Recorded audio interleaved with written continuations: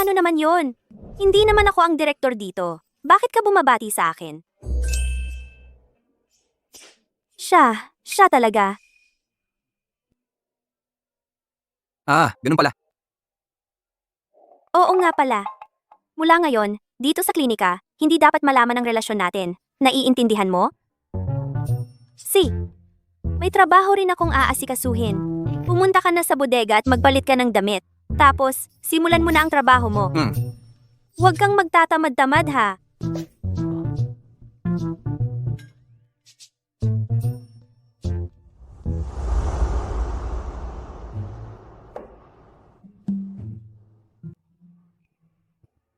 Kasalanan ng master ko. Pinagbawalan niyang ilantad ang tunay kong pagkatao. Kung malaman ng mga junior ko na ang direktang estudyante ng punong guro ay nagtatrabaho sa maliit na klinikang ito bilang tagalinis, hindi ko alam kung paano ako pagtatawanan. Hindi ko rin alam. Kung nasaan na ang aking napagkasunduang kasintahan, ngayong kasal na ako, kailangan ko pa rin siyang hanapin para mapawalang bisa ang kasunduan sa lalong madaling panahon. Huwag ko sanang sayangin ang kanyang panahon.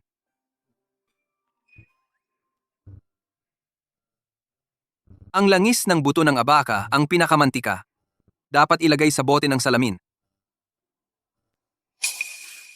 Fooling. Ito hindi ba dapat ilagay sa paso na may butas? Para mas madali? Ano ba ang nangyayari sa mga taong ito?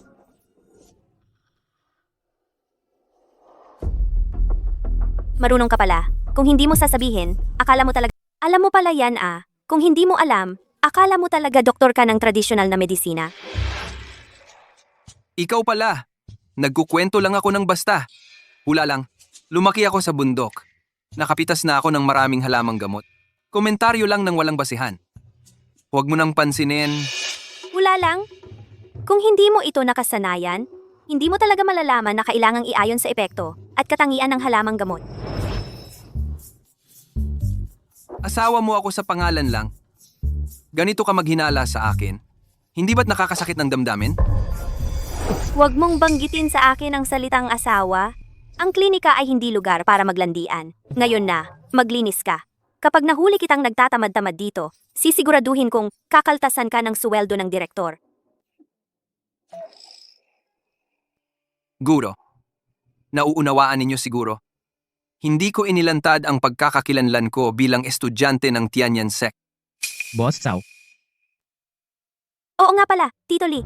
Mula ngayon sa klinika, ako ay isang ordinaryong tagalinis lang. Huwag mo na akong tawaging Boss Chow. Ikaw ang direktor ng klinika. Naiintindihan mo ba? huwag kayong mag-alala, Boss Chow. Ang inyong mga utos, ipapaabot ko sa mga estudyante at iba pang doktor. Hindi talaga namin ilalantad ang inyong pagkakakilanlan. Kayong mga kabataan, iba ang trip.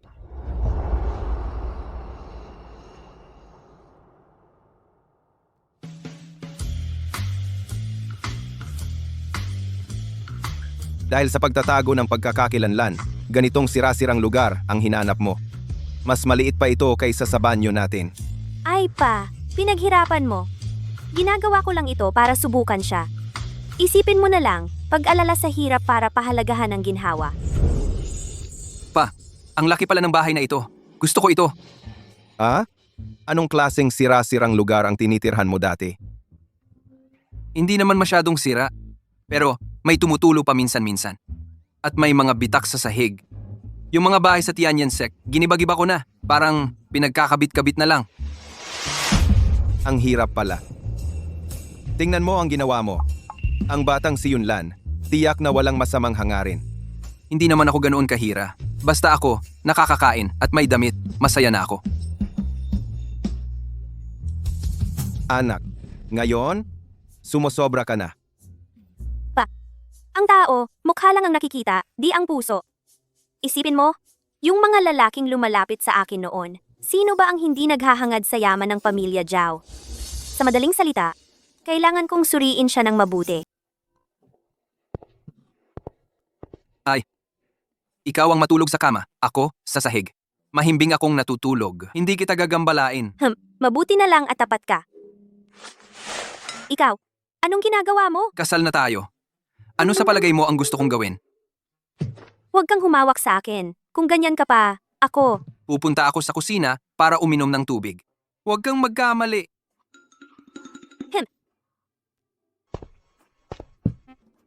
Ah.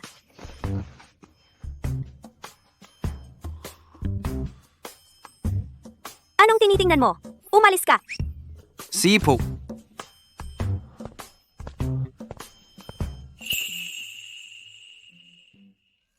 Talagang nawawala ang ulo ko.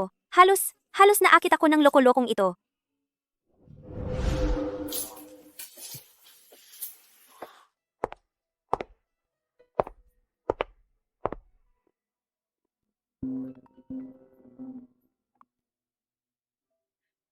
Hoy, Assistant Wang, ano ang problema?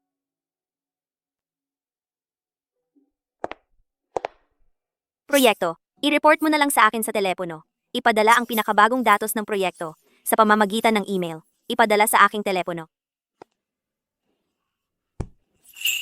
Anong ginagawa mo? Hindi mo ba nakikita na may kausap ako sa telepono? Nanggugulo ka pa? Parang narinig ko kanina. Tungkol sa datos ng kumpanya o ano.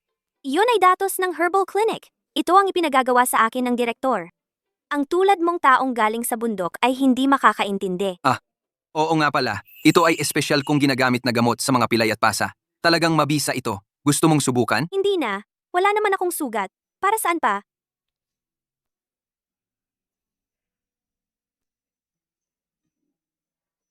Hoy, anong ginagawa mo? Kagabi, nasaktan ka nung nahulog, di ba?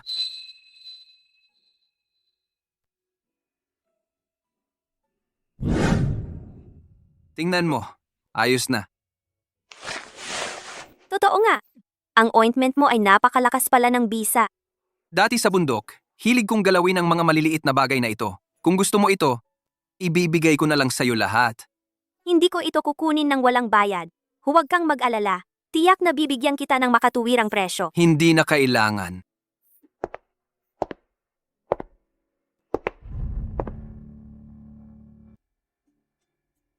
Assistant Wang, ang ipinapaimbestiga ko ay nalaman mo na ba? Paano nangyaring si Xiao Yunlan ay walang mahanap na kahit anong impormasyon? Sige, alam ko na. Ipagpatuloy mo ang pag-iimbestiga. Kung mayroong anumang clue, sabihin mo agad sa akin. Opo, Amo Chow. Ang paligsahan ng mga herbal clinic na gaganap tuwing 5 taon ay magsisimula sa loob ng 3 araw. Ang venue ay sa Qingfeng Herbal Clinic. Ang magwawagi sa pagkakataong ito ay magkakaroon ng pagkakataon na makipagtulungan sa pinakamalaking kumpanya ng gamot sa Timog. Ito para sa ating Zhao clan ay isang malaking oportunidad. Alam ko na. Ito ano to? Ang daming tao. Mahirap magwalis mamaya. Magiging abala talaga. Paligsahan ng Medical Grand Festival. Mga tao mula sa lahat ng klinika sa lungsod ay narito na. Kung wala kang ginagawa, umalis ka na at magtago sa bodega. Huwag kang magpahiya sa akin dito. Hoy, hindi pwede yun. Ganito kalaking okasyon, dapat tulungan kita para magmukhang presentable, di ba? Tingnan mo ang mga halamang gamot. Marami sa mga yan hindi ko pa nakikita sa bundok. Sakto, para lumawak ang kaalaman ko. At saka, sakaling may mangahas na mang-api sa'yo, ako, bilang asawa mo sa ngalan lang, makakatulong pa rin sa'yo, di ba? Magmukhang presentable? Kajen? Kung wala kang ginagawa, umalis ka na ngayon din. Huwag kang magpahiya sa akin dito. At makagulo pa. Yaw. Ang aming Qingfeng Clinic bilang host ng paligsahan, dapat ay bantayan ninyo itong mabuti.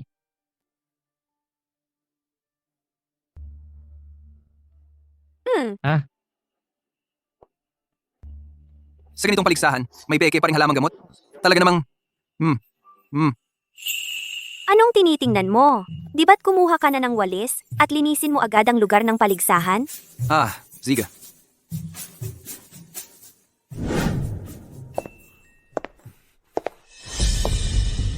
Zhao Ying, ang inyong Qingfeng Clinic ngayon, kahit ang mga utility man ay hindi na mabuo, nagdala pa kayo ng isang batang lalaki para punan ng bilang. Matagal ko nang sinabi, kung papayag ka lang na maging tayo, matutulungan ko ang Qingfeng Clinic na maging ang pinakamalaking klinika sa buong Spring City. Oy, kuya, ang yabang mo. Baka mabasag ang dila mo. Isa pa, ako ang kinuha ni Xiao Ying, bantay ng mga halamang gamot. Ang trabaho ko ay bantayan ang mga halamang gamot na ito. May problema ba o wala? Halimbawa, yung peking ginseng sa likod mo, kung gagamitin sa paligsahan, baka masira. ang reputasyon ng Tongbao Medical Hall. Anong sinasabi mo? Isa akong senior na doktor. Ang mga ginseng na ito, ako mismo ang pumili. Paano magkakamali? Halimbawa yung honeysuckle. Madilim ang kulay ng pollen. Malinaw na noong pinatuyo. Sobrang init ang apoy. Kaya naman, nawala ang sustansya nito. Kumpara sa Qingfeng Medical Hall na pinatuyo sa likod bahay, napakalayo ng pagkakaiba. Hinay ka lang. Magkita na lang tayo sa paligsahan.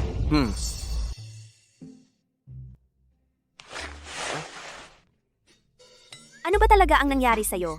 Hindi mo ba sinabi sa akin? Nakilala mo lang ang mga ligaw na halamang gamot sa bundok? Ngayon, paano mo? Alam pa ang proseso ng pagpapatuyo? Ako? Dati kong pinatuyo ang mga balat ng hayop para sa mga mangangaso. Pag matagal na pinatuyo, nagkakaputol-putol ang balat. Hindi ba pareho lang ang prinsipyo? Parang dumadami. Ang mga kahina-hinalang bagay sa taong ito. Ang ika-16 na Medical Hall Grand Competition ay magsisimula na. Ang unang grupo, mangyaring umakyat sa entablado, Qingfeng Medical Hall at Tongbao Medical Hall. Tol, hamonin mo kaya ako? Huwag kang magtago palagi sa likod ng babae at maging duwag. Hindi pwede. Isa lang siyang bagong tauhan sa aming Qingfeng Clinic. Ang ginagawa mo, sobrang pang-aapi naman yan. Sige, paligsahan tayo. Pero kung ano ang paligsahan, ako ang magdedesisyon. Tayo? Hindi paggawa ng gamot ang pagtatalunan, hindi rin pagsusuri ng pulso. Ang pagtatalunan natin ay pagkilala sa mga halamang gamot. Walang problema. Magtiwala ka sa akin. Guro, may nanghamak sa mga estudyante ng Tianyan. Kailangan nating ibalik ang dangal natin. Kayo pong matanda, huwag ninyo akong sisihin kung mabubunyag ang tunay kong pagkatao. Pagkilala sa halamang gamot? 20 taon na akong nagtitinda ng mga halamang gamot. Matatakot ba ako sa isang batang tulad mo? Siya, simple lang. Pipili tayo ng ilang halamang gamot. Sasabihin natin kung saan galing at kung tunay o peke. Kung may isang maliman lang, ay talo na. Ano sa tingin mo? Patas ang paraan ng paligsahan, sumang-ayon na tayo. Ang ginseng na ito, tunay ba o peke? Peke? Ang wild ginseng mula sa Changbai Mountain, dapat ay may 3 bahagi ang rhizome. Ito ay pinagdugtong-dugtong na cultivated ginseng. May pandikit sa ibabaw. Peke ito. Ito? Peke, ginamit dito ang maliit na ping bay mo bilang pamalit. Ang tunay na chuan bay mo dapat ay hugis buwan sa dibdib. Ang mga dahon ng sibuyas nito ay patag. At saka, mapait ang lasa. Hindi ba tagalinis lang ito? Paano niya nalaman ang mga ito? Baka galing ito sa Qingfeng Clinic at sinadya nilang ipasubok sa akin? Hindi pwede. Hindi ako papayag na hamakin ng batang ito. Doc, sabihin mo, saan galing ang huwangki na ito? May problema ba ito? Galing sa Hilaga. Walang problema. Mali. Northwest huwangki ito. Ang pinakamalaking problema, may uod ito. Nabubulok na. May naglagay ng abo ng halaman para takpan ito. Kapag ibinabad ito sa tubig, magtatae ang iinom. Mga tao mula sa Tongbao Medical Hall, hindi pa nga nakikilala ang magandang gamot sa masama. Ano pa ang hinahanap ninyo rito? Ikaw? Sino ka talaga? Ako. Ako lang ang isang tagapaglinis sa Qingfeng Medical Hall. Isang tagapaglinis lang. Pero noong mga nakaraang taon, nakasama ko ang isang matandang manggagamot at natuto ng ilang taon tungkol sa mga halamang gamot. Ang puso ko, ang bilis ng tibok. Unang round, pagkilala sa gamot, Qingfeng Medical Hall, si Xiao Yunlan ang nanalo.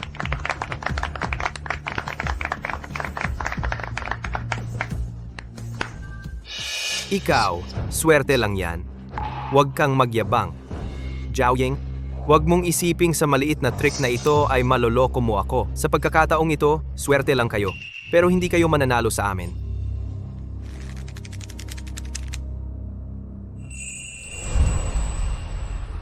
Ano ba talaga ang nangyari? Si Fang Tianyo, siya ang pangunahing manggagamot ng Tongbao Medical Hall. Madali mo lang siyang tinalo? Talaga bang natutunan ko yan sa matandang manggagamot noon? Kung natalo si Fang Tianyu, Ang dali mo siyang tinalo. talaga nga, yan ba ang natutunan mo sa matandang manggagamot noon? Kaya natalo si Fang Tianyu. Ibig sabihin lang, hindi siya ganap na natuto. Ang pangalawang round ay pagsubok sa paggawa ng gamot. Pakiusap, magpadala ng manlalaro ang bawat klinika. Paggawa ng gamot. Medyo marunong din ako. Baka ako na lang ang sumali. Hindi pwede. Huwag kang magulo. Pagsusubok sa paggawa ng gamot. Pero sinusuri ang proseso ng paghahanda at ang paghahalo. Ay nako, sa mga nakaraang taon, nagagamot ang mga sugat ng mga mangangaso at naghanda rin ako ng ilang mga halamang gamot. At saka, tingnan mo, nanalo ako sa pagkilala ng gamot kanina. Paggawa ng gamot, tiyak na walang problema. Sina, kaya sumali ka na. Pero, kung matatalo ka, pupunta ka sa bodega, maglilinis ng 1 buwan. Garantisadong matatapos ang trabaho. Xiao Yunlan, kaya hayaan mo akong makita kung ano talaga ang dami ng sorpresa na maibibigay mo sa akin. Ang paggawa ng gamot ay hindi lang salita. Kailangan ng tunay na gawa. Itong batang ito, Pangalawang round, paggawa ng gamot. Ang paksa ay astragalus na pinatamis ng pulot. Kailangan pantay-pantay ang kulay, malinamnam ang lasa ng pulot. Buong-buo ang bisa ng gamot. Isang sandali lamang.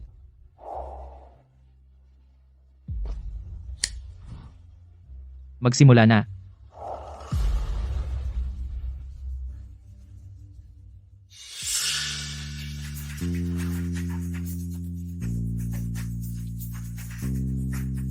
Xiao Yunlan, huwag mo akong biguin.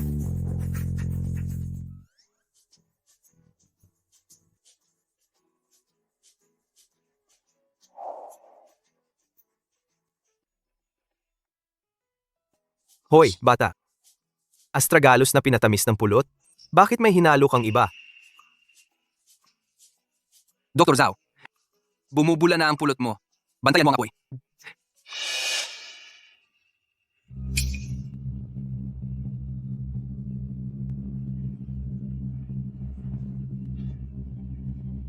Tapos na ang oras.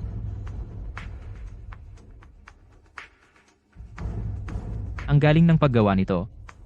Ang bango ng pulot, hindi natatakpan ang amoy ng gamot. Malambot sa bibig.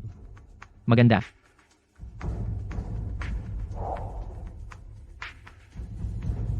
Nasunog ang pulot nito.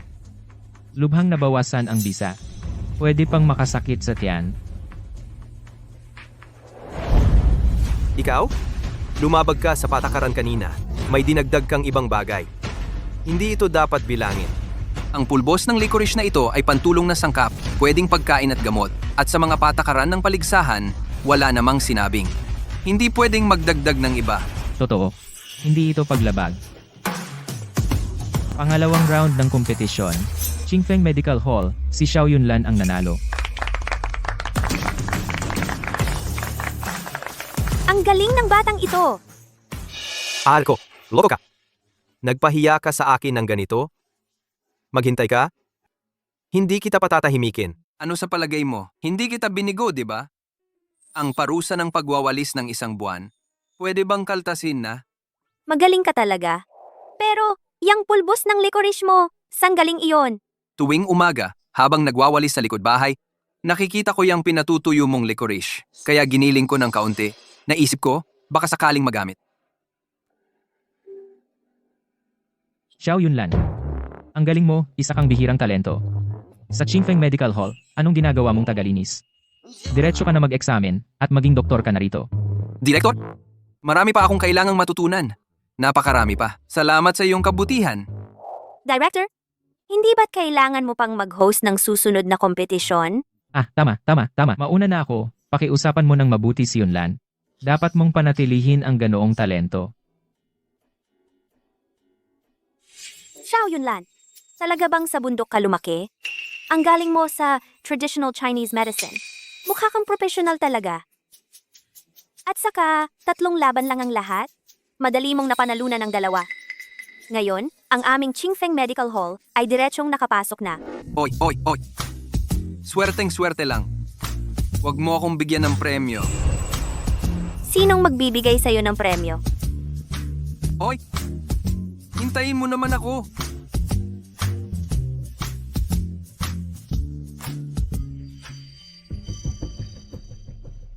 Imbestigahan mo para sa akin ang isang tao. Kailangan ko ang detalyadong impormasyon niya. At saka, maghanda ka ng ilang tauhan para sa akin. Xiao Yunlan, di magtatagal ang pagwawagi mo. Pa, kumusta ka? Masakit na naman ba ang likod mo? Dadalhin na kita sa ospital. Ha? Ayos lang ako anak. Huwag kang mag-alala. Sandali. Hayaan mo muna akong tingnan.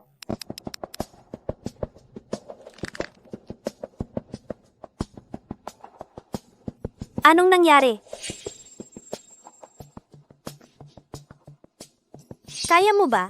Kung hindi talaga kaya, dadalhin ko na lang siya. Ito ay matagal ng pagod at paghihirap. Ang sakit ngayon ay dahil sa pilay.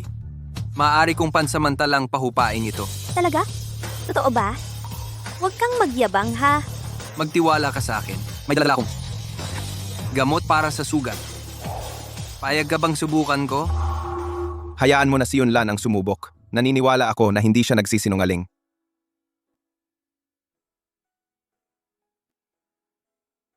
Mag-ingat ka ha. Kapag ang tatay ko ay nagkaroon ng anumang problema, itigil mo agad. Dadalhin ko agad siya sa ospital. See?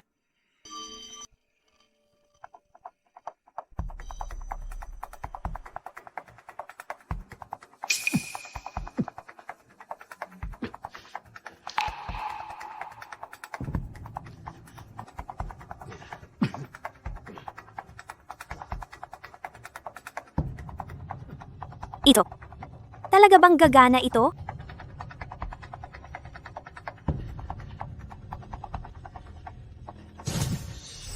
Huwag kang mag-alala. Sa loob lang ng ilang minuto, gagaling na si tatay. Sigurado ako. Sa loob ng kalahating taon, hindi na ito babalik.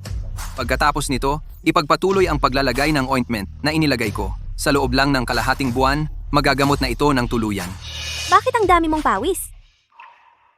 Kung hindi ito gagana, dadalhin ko muna siya sa... Huwag ninyong istorbohin si Yunlan. Itong batang ito, ang galing magtago ng kakayahan. Naloko niya. Ako.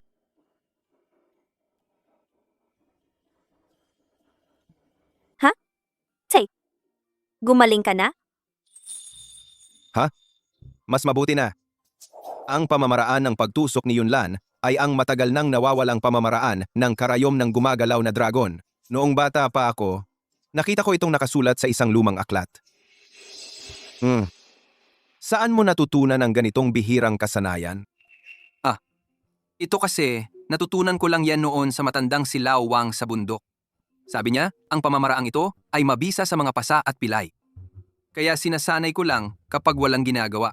Hindi ko inaasahang magagamit ko pala. Hindi lang yan nagamit. Pagkatapos ng iyong pagtusok, parang nawala ang mabigat na pakiramdam sa aking likod. Mas epektibo pa ito kaysa sa pain reliever mula sa ospital. Sabihin mo sa akin ng totoo, sino talaga ang iyong guro? Tay, hindi kita niloloko, Tay. Oo nga pala, mamaya ibibigay ko sa iyo ang ointment na iyon. Tandaan po ninyong ipahid ito araw-araw. Wala pang kalahating buwan. Ang gamot na iyon, garantisadong gagaling ng tuluyan. Ikaw. Hoy, tatay. Kayo muna ay magpahinga ng maayos. Si Yunlan ay napagod din ngayon. Pabilisin natin siyang umuwi para maligo at magpahinga. Si. Natuto ka pang magtanggol ng tao. Yunlan, magpahinga ka ng maayos. Ngayon, salamat sa iyo. Ay naku, tatay. Isang pamilya. Ano bang salamat dyan? Kung gayon, mauna na akong magpahinga.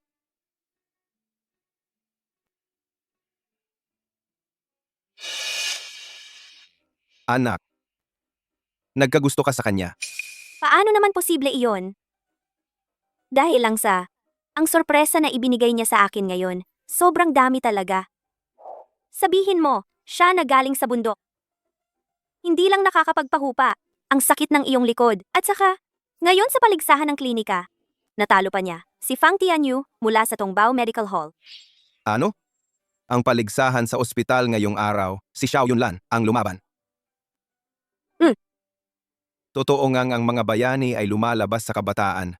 Si Xiao Yunlan na to. Hindi pangkaraniwan. Pagbutihin ang pakikitungo sa kanya. Ang aming pamilyang Zhao talagang kailangan siya. Kailan ba ako naging masama sa kanya? Huwag ka nang mag-alala ng walang dahilan. Maaga na rin ang oras. Magpahinga ka na. Si. Aray.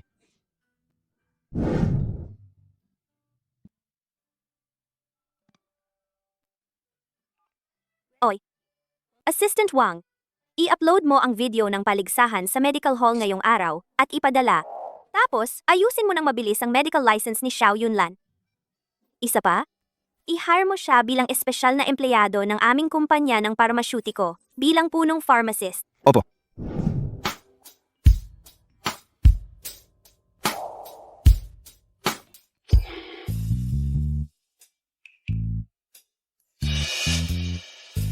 Baga. Ay dahil sa gwapo ko, nahumaling ka?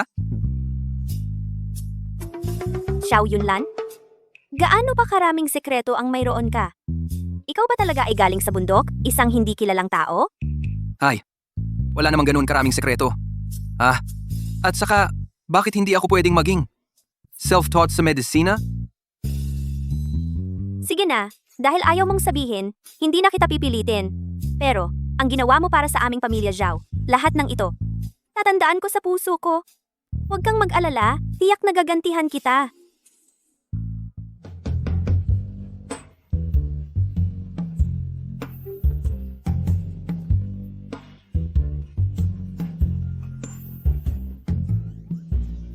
Gantihan ako? Baka naman.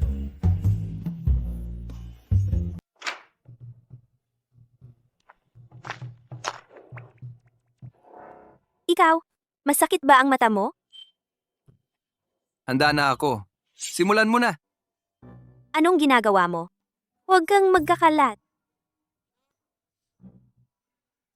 Hindi ba't sinabi mong gusto mong magbayad ng utang na loob sa akin? Anong iniisip mo? Isuot mo na yung damit mo. Heto. Ito ang bayad ko sa iyo. Kung may iba ka pang hiling, sabihin mo lang. Hindi ko kailangan ng pera. Sana, matulungan mo akong hanapin ang may-ari ng kahong-kahoy na ito. Mukhang may koneksyon kayo Pareho pa kayong Zhao ang apelyido. Ang kahong-kahoy na ito, hindi ko pa ito nakikita dati. Wala itong kinalaman sa akin. Pero huwag kang mag-alala. Ahil nangako ako sa iyo, tutulungan talaga kita na hanapin ang may-ari nito. Si.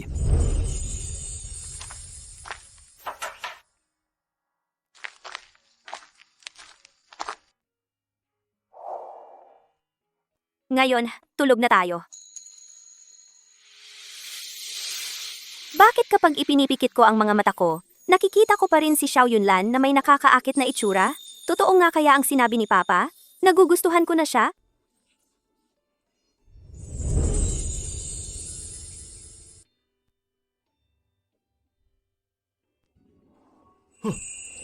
Akala ko kapatid kong lalaki, pinagtripan ko ng husto. Biglaan kang pumunta sa gabi? Ang babaeng ito? Mas maganda pa siya kapag tulog.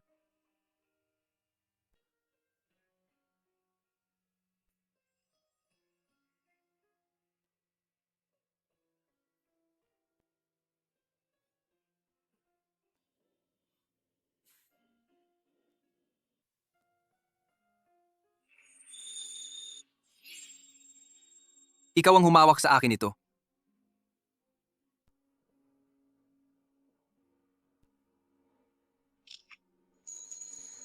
Zhao Ying. Aray. Bakit hindi ko naisip ito noon pa? Kaya pala ikaw pala ang hinahanap ko, ang babaeng nakatalaga sa akin.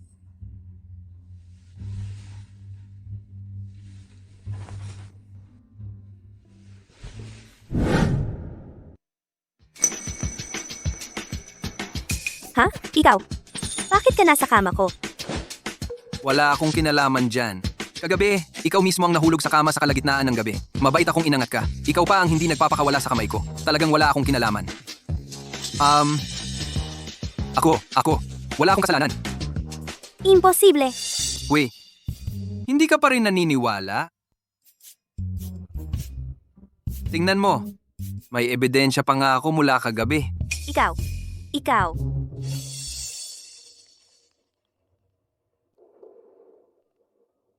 Ginoong Zhao, may problema sa kumpanya. May nag-report na pinagpalit ang mga dekalidad na gamot sa mga mumurahin. Ngayon, ang mga taga Food and Drug Administration ay nagsusuri ng mga paninda sa bodega. Kailangan mong pumunta ka agad. Ginoong Zhao, kagabi lang, hindi alam kung sino ang nagkalat ng balita. Mabilis na bumababa ang presyo ng ating stocks. Mukhang hindi alam. Sino kaya ang naapektuhan natin? Gusto pa talaga nilang patayin tayo. Panatilihin mo muna ang mga taga-FDA. Pupunta na ako dyan kaagad. Anong nangyari? Sasama ako sa'yo. Wag na. Ngayon lang.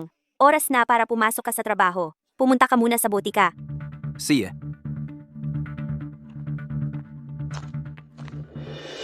Pangalawang araw pa lang ng Medical Hall Sacred Cannon Competition. Itong Qingfeng Medical Hall, may namatay na. Ang malas talaga. Akala ko pa naman, ang Qingfeng Medical Hall ang dark horse ng competition na ito. Hindi ko inaasahan na itong simpleng sipon lang, nakapatay pa ng tao. Sino pa ang magpapagamot sa kanila? Huwag naman kaming madamay. Director, ano na ang kalagayan? Wala na talagang pag-asa. Ang Qingfeng Medical Hall ninyo, nakapatay na ng tao sa paggamot. May mukha pa kayong magpatuloy magbukas? Isara nyo na yan agad at humingi ng tawad sa pamilya ng biktima. Talunan. Wala kang karapatang magsalita dito. Gago ka. Hindi ba't nanalo ka lang kahapon dahil may advance leak ng tanong? Anong ipinagmamalaki mo? Ano? Advance leak ng tanong? Ibig sabihin, dayaan yon? Kaya pala ang Qingfeng Medical Hall na laging nasa huli sa Sacred Cannon Competition ay nanalo. Daya pala ang dahilan. Daya? May ebidensya ba kayo? Ebidensya? Nakita ko mismo. Kahapon, kayong dalawa. Sa sulok ng klinika, nagkakalat ka ng sagot sa pagsusulit. Wala kang basehan yan. Huwag kang magdadahilan. Ang klinika nyo, pangalan lang ang meron. Hindi na kayo hindi na karapat-dapat sa titulong manggagamot. At ito, ang ebidensya. Nagpapanggap ka pa rin. Isang hamak na utusan. Akala mo sino ka? Isang dalubhasa? Nakakabuhay ng patay? Kaya ko. Nagmamalaki ka pa. Ang taong ito, na-diagnose na namin to. Wala nang lunas. Anong kaya mong gawin para buhayin siya? Huwag mo sabihin, sa bibig mo lang, ganon? Mas mabuti pang tanggalin na nyo ang karatulan ng klinika nyo. Umayo kayo at humingi ng tawad sa pamilya. Yun lan. Huwag kang makialam dito. Hindi ba kasama ni President Zhao? Tinawagan ko na siya. Direktor, huwag muna kayong mag-alala. Maniwala ka sa akin. Kapag sinabi kong may pag-asa pa ang taong ito, may pag-asa talaga siya. Tungkol naman kay Zhao Ying, may inaasikaso pa siyang mahalagang bagay. Huwag kang magpakapalalo. Kung sakaling magkaroon ng problema, kahit na si President Zhao pa ang... Direktor, huwag kang mag-alala. Ako ang mananagot sa lahat ng gagawin ko. Mabuti na lang. Ang lahat ng naririto ay maaaring maging saksi para sa akin. Sa paggamot na ito, kung sakaling magkaroon ng anumang komplikasyon, ako lang ang may pananagutan. Walang kinalaman ang Qingfeng Clinic. Qingfeng Clinic. Ang galing talaga ng diskarte ninyo. Isang katulong lang ang pinapanagot ninyo. Ito ba ang tinatawag ninyong dangal ng pagpapagamot?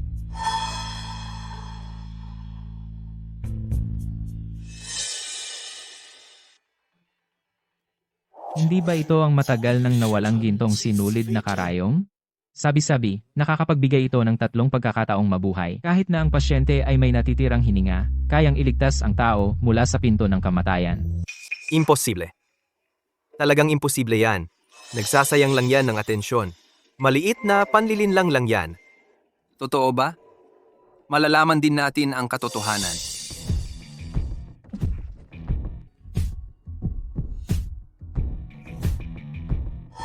Sige.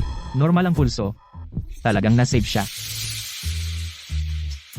Ang lalim mong magtago. Ang galing mo. Basta't ligtas siya. Paano nangyari to? Sino ka ba talaga? Direktor, ang taong ito nung una, trangkaso lang talaga. Pero dahil sa ibang dahilan, kaya siya nawalan ng malay. Mayroon pa bang record ng reseta dito sa klinika? Ito yung record na ipinakuha ko dati. Ang mga gamot at dami dito. Tama talaga para sa sintomas. Totoo. Walang anumang kulang. Ang taong ito ay uminom ng ibang gamot na kontra. Kaya nabigo ang mga organo niya. Ano? Imposible. Kapag nagbibigay ng gamot ang klinika, binabalaan namin ang mga pasyente na huwag uminom ng anumang kontra sa gamot. Ang taong ito? Sino ang nagdala sa kanya dito ngayon? Siya nga. Ginoong Fang, ang isang ordinaryong tao ay hindi iinom ng maraming malamig na gamot ng sabay-sabay. Maaari ko bang itanong, paano niya nakuha ang mga bagay na ito? Ano ang ibig mong sabihin? Pinaghihinalaan mo ba ako? Dumadaan lang ako, mabuti ang loob ko, kaya dinala ko siya rito. Bakit ka nagsasalita ng ganyan? Ginoong Fang, wala pa akong sinasabi. Bakit ka kusang nagpapaliwanag? At saka, sigurado ka bang dumadaan ka lang? Kung ganoon, sabihin mo nga, bakit may mga tira-tirang gamot? Sa damit ng taong ito, na galing sa Tongbao Clinic na Han Shui Shisan. Ang bagay na ito. Dapat pamilyar ka dito, Manager Pang? Ito ay Tongbao Bulwagan Medical, Han Sui Sisan, ang natirang gamot na ito. Ang Tongbao Medical Hall mo ay nagbigay ng malamig na gamot. At ang mainit na gamot ni Uncle Lee ay nagkasalungatan. Kahit normal na tao, kapag kinain ito, ay magkakaroon ng problema sa tiyan, lalo na pa ang pasyenteng may trangkaso. Nagbibintang ka ng walang basehan. Ang gamot na ito, kahit sino ay kayang gumaya. Pang Tianyu, nagsisinungaling ka pa. Sa tingin ko, ikaw ay nagalit dahil natalo ka kahapon. Kaya ngayon, gumamit ka ng masamang paraan para siraan ang aming Qingfeng Medical Hall. Ang Medical Hall Competition ay tungkol sa husay at moralidad sa paggamot, hindi sa mga masasamang plano. Manager Pang, ginamit mo ang buhay ng pasyente bilang pyesa?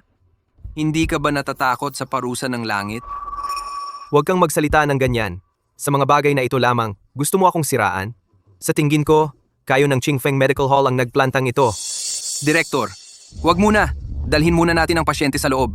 Kapag nagkamalay na siya, ang lahat ay malalaman natin ang totoo. Buhatin na natin siya.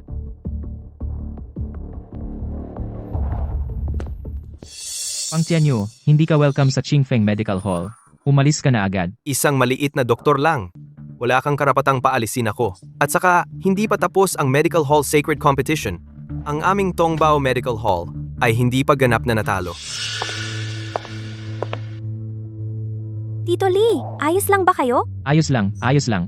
Buti na lang at umaksyon si Yunlan, kaya na-stabilize ang kalagayan ng pasyente. Ginoong Chow, Ginoong Chow, kasalanan ko ito. Ako ang nagmadali, kaya na-expose ang tunay mong pagkatao. Ako, Tito Lee, ayos lang. Ako, hindi ko sinasadya na itago sa'yo ito. naiintindihan ko. Naiintindihan ko naman. Ang mga problema mo, naayos na ba lahat? Ikaw ba ang nag-report sa kumpanya ko? Anong sinasabi mo? Hindi ko maintindihan.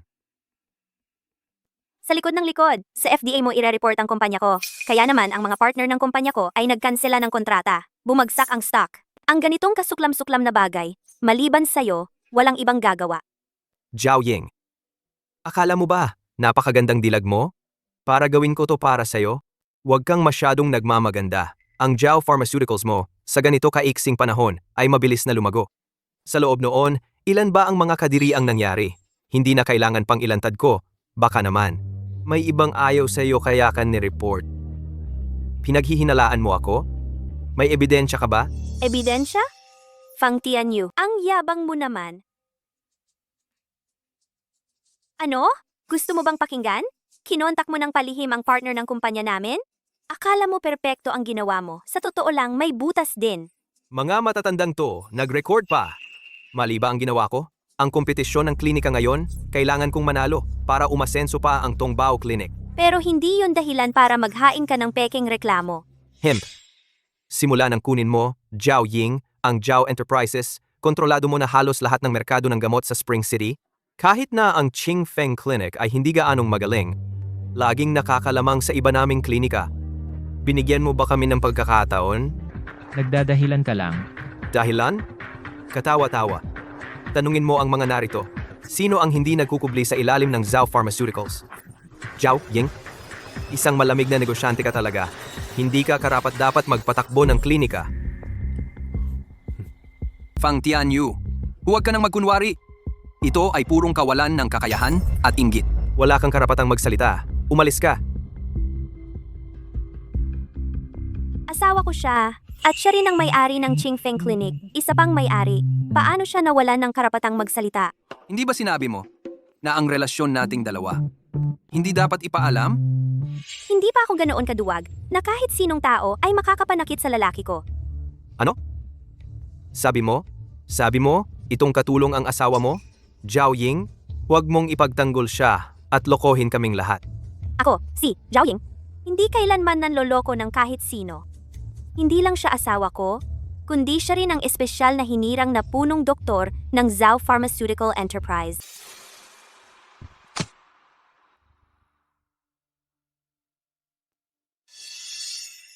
Ang dami palang nagawa niya sa maikling panahon.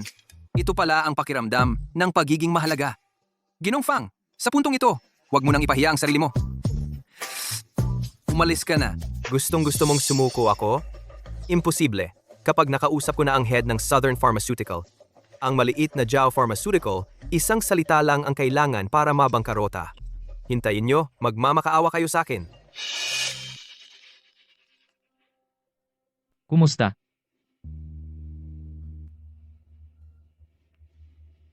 Ginoong Zhao, kakakuha lang ng balita.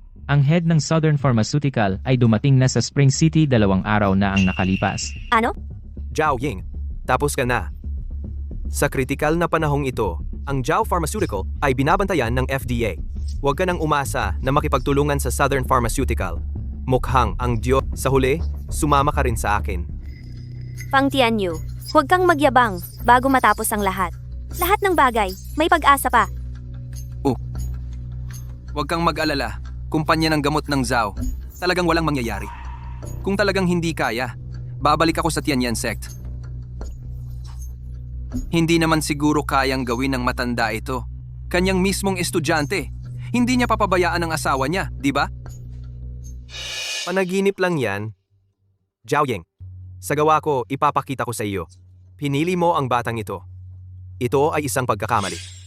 Ako lang, ang pinakaangkop para sa iyo. Kalokohan. Sumusubok ka pa rin kahit walang pag-asa? Katawa-tawa. Ang pakikipagtulungan ng Southern Pharmaceutical Enterprise, akin na yan. Sa tingin ko, ikaw ang katawa-tawa. Gising ka na. Umuwi ka na at magpahinga.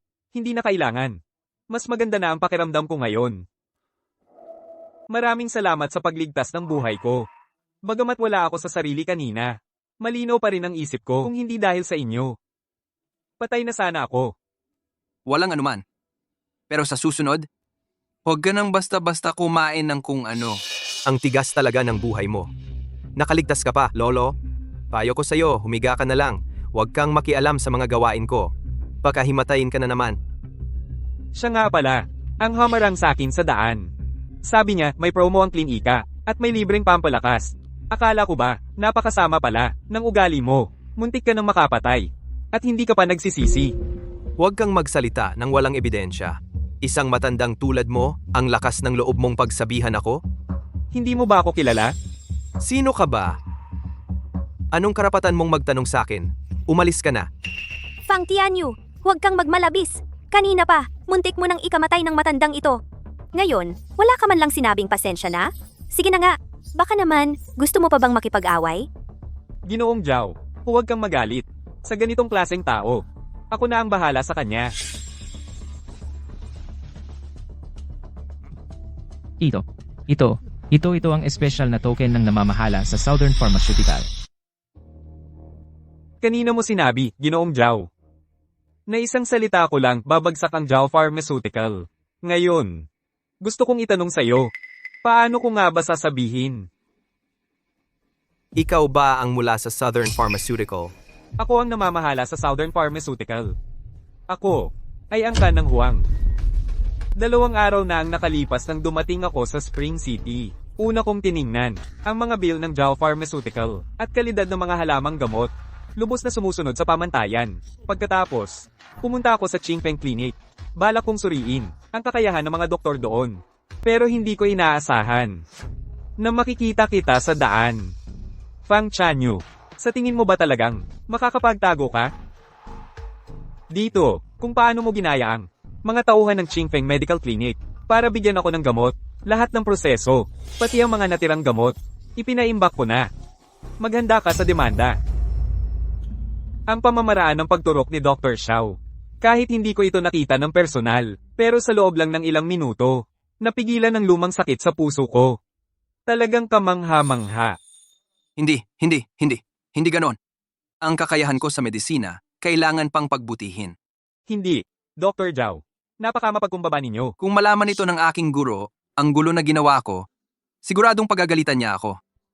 Ang Southern Pharmaceutical ay makikipagtulungan sa Zhao Group.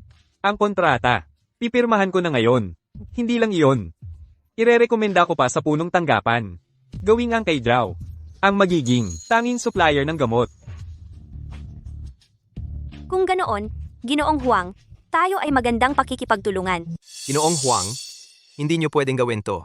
Hayaan ang Jiaos na maghari sa Chuncheng para ipilit sa amin na iba pang mga klinik na wala nang matirhan. Pinag-aalinlangan mo ba ako?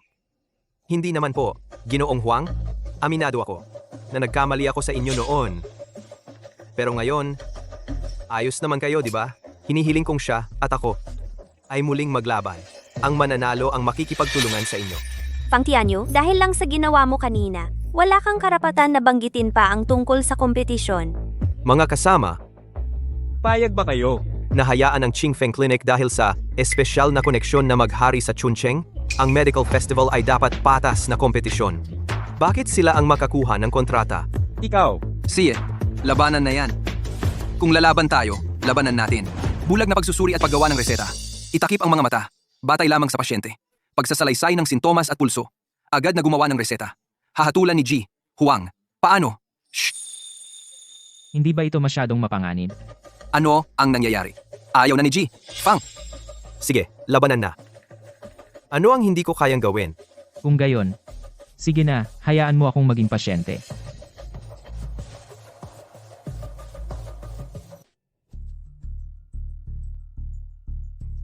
Ang taong ito, madalas na pagpalpit ng puso, madalas na pagpapawis sa gabi. Ang tinatawag na kakulangan ng sustansiya ng puso. Dapat gamitin ng madalas. Tianwang buksinda na may dagdag bawas. Bilisan mo. Hintayin kong aminin mong talo ka. Fang Tianyu, huwag kang masyadong magyabang. Akala mo ngayon pa lang, panalo ka na ba? Hindi ba tama iyon? Kaming mga nagpa-practice ng medisina, pinahahalagahan ko ang karanasan. Mas marami na ang mga pasyenteng nakita ko kaysa sa kinain niya. Kailangan lang ng kaunting pagtatanong para malaman ang kalagayan ng pasyente. Hindi siya katulad ng isang batang tulad niya. Siye, hintayin natin ang mangyayari. Naniniwala ako sa'yo. Naniniwala rin ako sa sarili ko.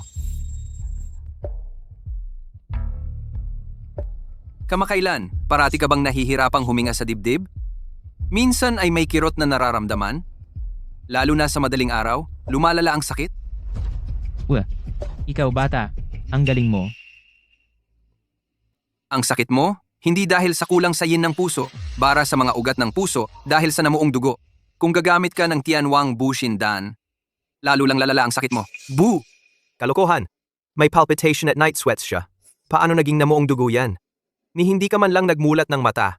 Hula-hula lang yan. pakiusap, tingnan ng dila.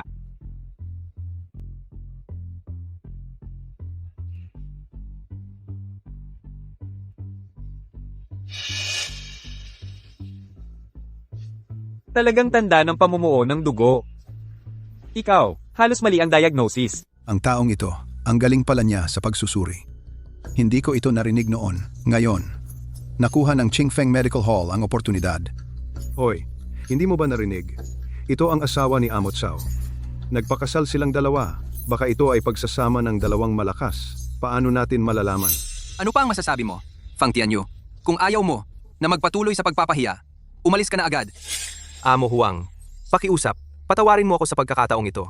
Hindi ko nakilala ang iyong kadakilaan. Lahat ay kasalanan ko. Pakiusap, patawarin ang Tongbao Medical Hall. Huwag mo akong idemanda. Fang Chanyu. Ang medisina ay tungkol sa paggalang at pagprotekta sa buhay. Pagliligtas ng mga nasa panganib at pag-aalaga sa mga may sakit. Kahit ang pinakapangunahing prinsipyo ay hindi mo kayang panindigan. Itong klinika mong ito, para lang ba magpatuloy sa panloloko sa mga tao?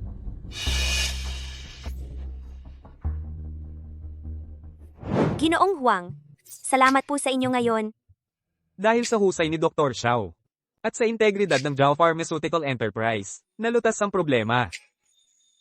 Ginoong Zhao. Dr. Xiao. Ngayon, ang ating Qingfeng Clinic ay talagang nakabawi na ng dangal.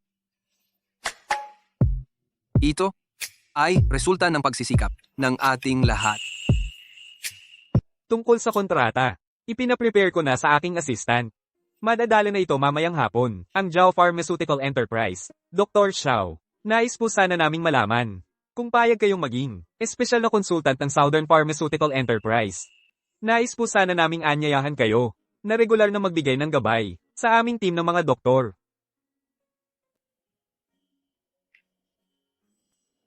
Subukan ko na lang. Pero baka sa Chongqing lang ako manatili. Walang problema. Ang mahalaga sa amin ay ang iyong kakayahan sa medisina. Ilabas siya. Xiao Yunlan. Zhao Ying. Hindi ko kayo palalampasin. Karapat dapat. Kung may lakas ka, subukan mo ulit. Handa ako anumang oras. Pa, tingnan mo ito. Ito ay ibinigay sa akin ni Xiao Yunlan. Sabi niya, hanapin ang may-ari ng kahong ito. Ito ay... ganun pala. Kaya pala. Xiao Ying, ikaw at si Xiao Yunlan, talagang may pagkakataon. Anong ibig sabihin yan? Itong kahon. Sa amin talaga ito galing.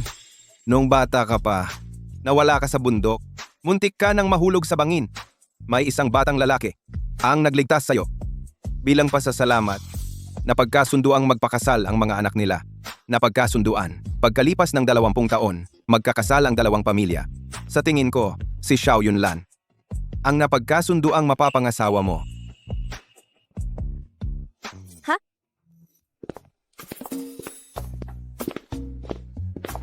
Oo nga pala. Yung hinahanap mo noon yung babae, may balita na ako. Talaga? Saan? Hindi pa sigurado. Pero, wala ka bang sasabihin sa akin? Ano pa bang masasabi ko? Oo nga pala. Si Boss Huang, nakapagplano na sa Spring City na magtayo ng mas malaking pabrika ng gamot. Ako ang pinapangasiwa niya. Sa hinaharap, makakapanatili na ako sa Spring City. Iyon ba ang ibig mong sabihin? Bahala ka. Bibili lang ako sa unahan. Hintayin mo ako dito.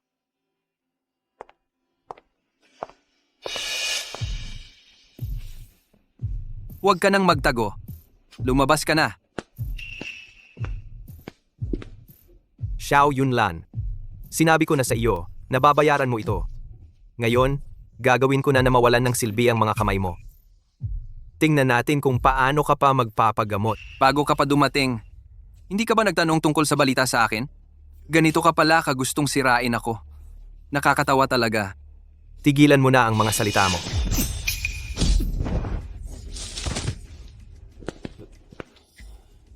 Sinabi ko na sa'yo, hindi yan epektibo sa akin. Ikaw? Sino ka ba talaga? Hindi mahalaga kung sino ako. Pero ikaw, Fang Tianyu, dapat mong pagbayaran yan.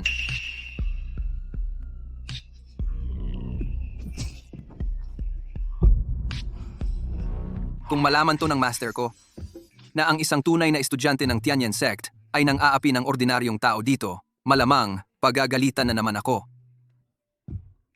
Estudyante ng Tianyan Sect. Mahal, bakit ka bumalik?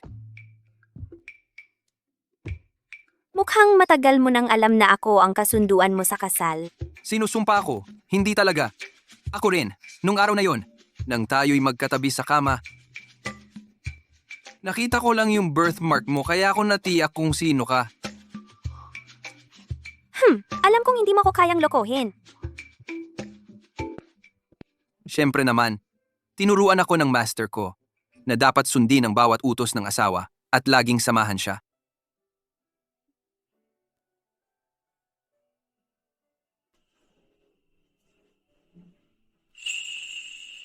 Ngayon, talagang nahuli na kita.